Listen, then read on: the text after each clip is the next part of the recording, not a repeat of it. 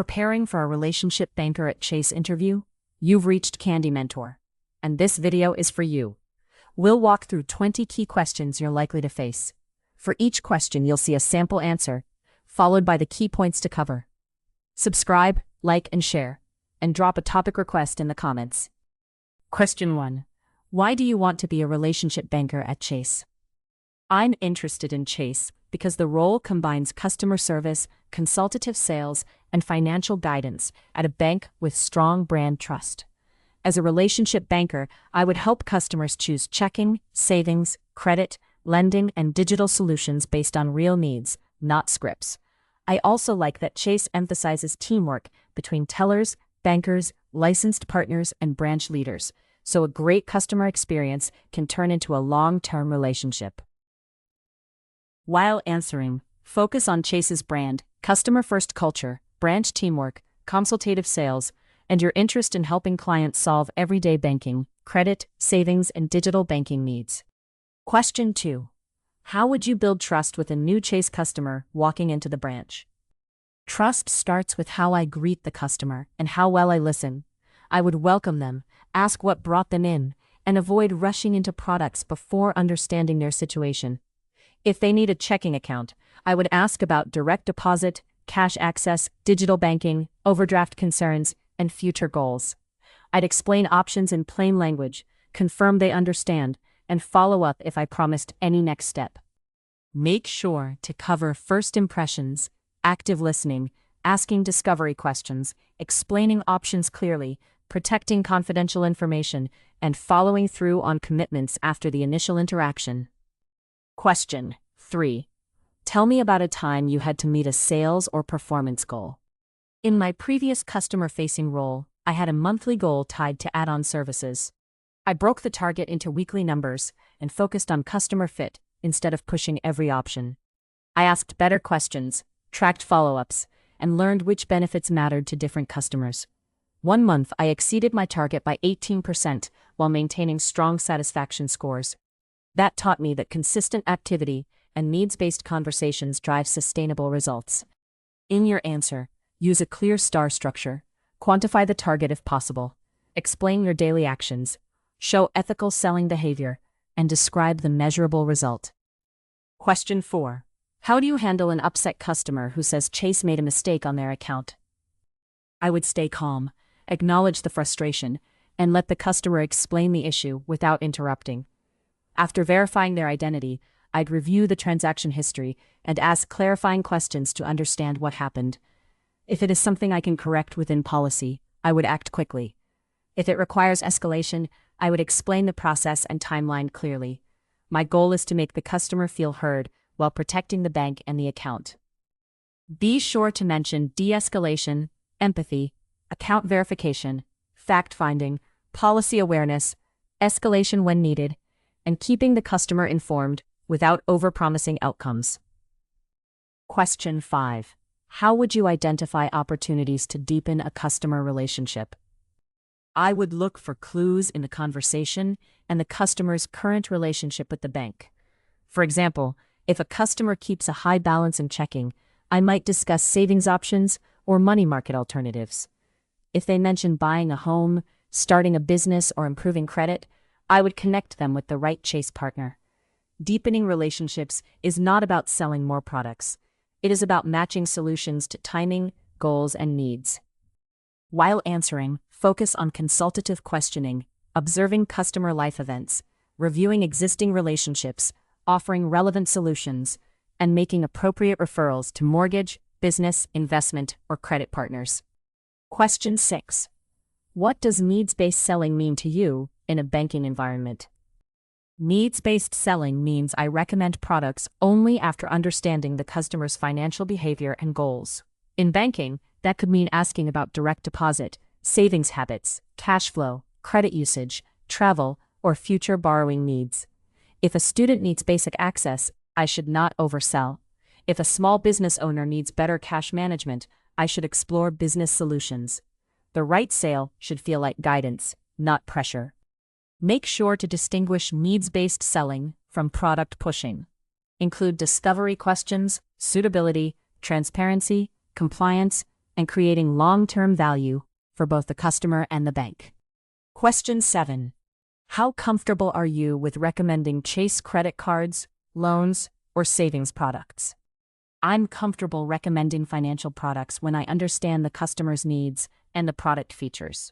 With credit cards, I would discuss spending habits, rewards preferences, fees, and responsible credit use. With loans or savings, I would focus on goals, affordability, liquidity, and timelines. I would also know when to involve a specialist, especially for mortgage, investment, or complex lending questions. My approach is to educate first and recommend second. In your answer, talk about product knowledge, asking qualifying questions, explaining benefits and risks, staying within your role authority, and referring specialized needs to licensed or lending partners. Question 8. Describe a time you delivered excellent customer service. A customer once came in frustrated because an order had been delayed and they had already contacted support twice. I listened, reviewed the details, and took ownership instead of passing them along again.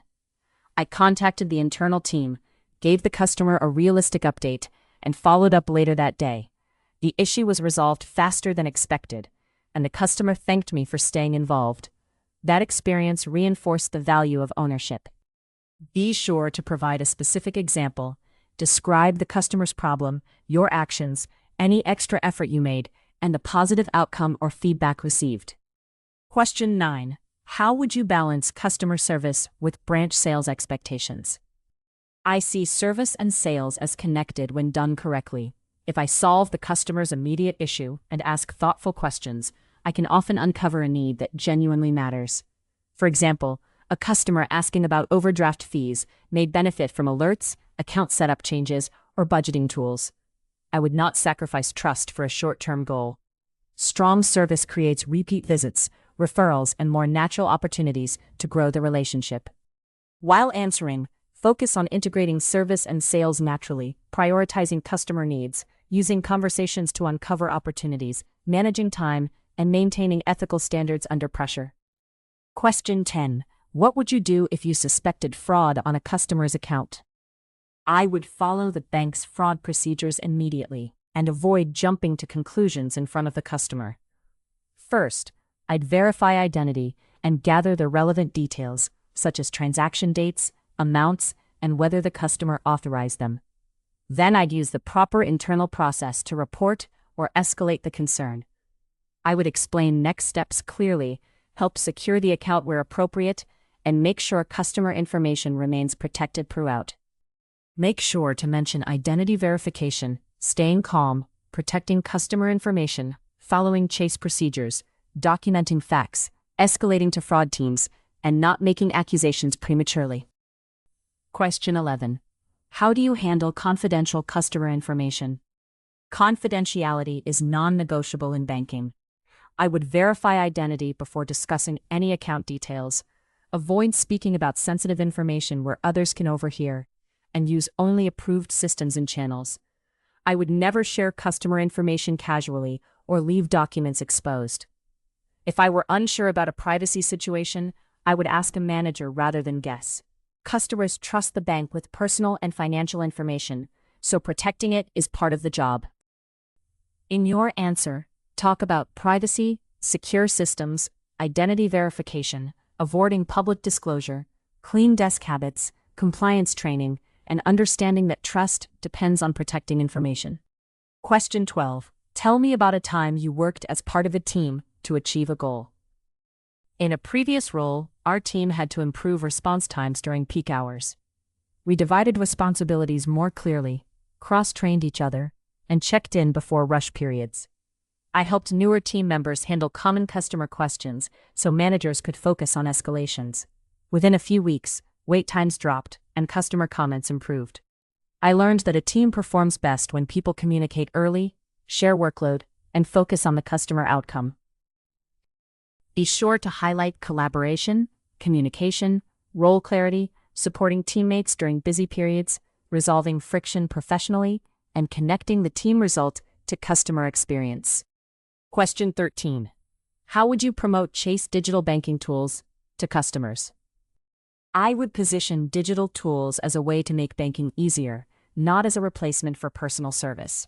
For a busy professional, I might highlight mobile deposit, alerts, transfers, and card controls.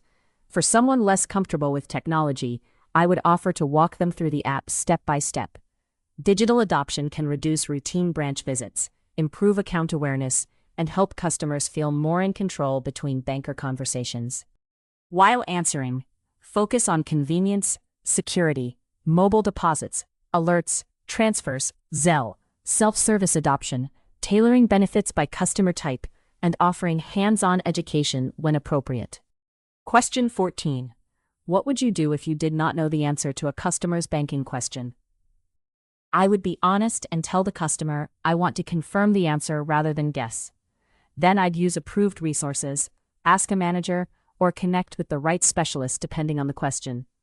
If the answer takes time, I would set a clear follow-up expectation and meet it. Customers usually respect transparency when it is paired with ownership. Giving a wrong answer in banking can create real financial and compliance problems.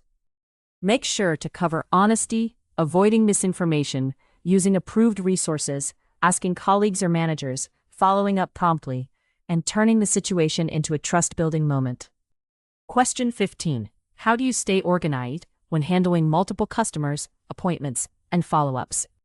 I stay organized by prioritizing what is time-sensitive, documenting customer needs accurately, and using reminders for follow-ups. In a branch, I would manage scheduled appointments while staying flexible for walk-ins and urgent issues. I also like to summarize next steps before ending each conversation so nothing is unclear. Good organization is not just personal efficiency, it directly affects customer trust, because missed follow-ups can damage the relationship quickly. In your answer, talk about prioritization, calendar discipline, CRM or task tools, accurate notes, time management, urgent versus important work, and closing the loop with customers. Question 16. How would you respond if a customer declined a product you recommended? I would respect the customer's decision and avoid making the conversation uncomfortable. If appropriate, I might ask what concerns they had, because sometimes the issue is misunderstanding, timing, or cost. I would clarify only if it helps, then thank them, and keep the relationship positive. A declined product today may become relevant later. The bigger goal is to be seen as a trusted banker, not someone who only cares about closing. Be sure to mention respecting the decision, avoiding pressure, asking for concerns, clarifying benefits if appropriate, leaving the door open, and preserving the relationship for future needs. Question 17. What do you know about Chase and JPMorgan Chase as a company? Chase is the consumer and business banking brand of JPMorgan Chase, one of the largest financial institutions in the world. The company offers checking, savings, credit cards, mortgages, auto lending, business banking, and wealth-related services. What stands out to me is the combination of a large branch network and strong digital capabilities. For a relationship banker, that means customers can be supported through everyday transactions, advice, and referrals across many financial needs. While answering, focus on Chase as the consumer and community banking brand, JPMorgan Chase's scale, product breadth, branch network, digital capabilities, and reputation for financial strength. Question 18. Describe a time you had to explain a complex topic in simple terms. I once had to explain a service agreement to a customer who was confused by the terms and fees. I broke it down into 3 parts: what it included, what it cost, and when it would be useful. I avoided internal jargon and used a simple example based on their situation. After I explained it, I asked them to summarize their understanding. They made a decision confidently, which is the goal in banking too. Make sure to use a specific example. Show how you adjusted to the audience, avoided jargon, checked understanding, and helped the person make a confident decision. Question 19. How would you handle a customer who wants a fee waived? I would first listen and understand why the fee occurred, then review the account within policy. If a waiver is allowed and appropriate, I would process it or escalate as required. If not, I would explain the reason respectfully and focus on prevention. That might include balance alerts, direct deposit timing, account settings, or a different account type. Even when the answer is no, the customer should leave understanding their options. In your answer, talk about empathy, reviewing account history, understanding the cause, following fee waiver policy, educating the customer, and offering prevention tools like alerts or account changes. Question 20. Why should we hire you as a Chase relationship banker? You should hire me because I bring the mix this role needs: strong customer service, comfort with goals, and the judgment to sell ethically. I'm good at listening, explaining options clearly, and staying calm when customers are frustrated. I'm also coachable and would take product knowledge, compliance, and branch procedures seriously. My goal would be to create relationships that help customers trust Chase more and help the branch grow responsibly. Be sure to summarize your customer service strengths: sales discipline, integrity, communication skills, coachability, comfort with goals, and ability to represent Chase professionally in the branch. If you are still with us, congratulations. You are much ahead of the rest and serious about preparing for your interview. We hope we were able to add value to your preparation and create some helpful content. Do not forget to like and share this video. Your small act can do great things for us.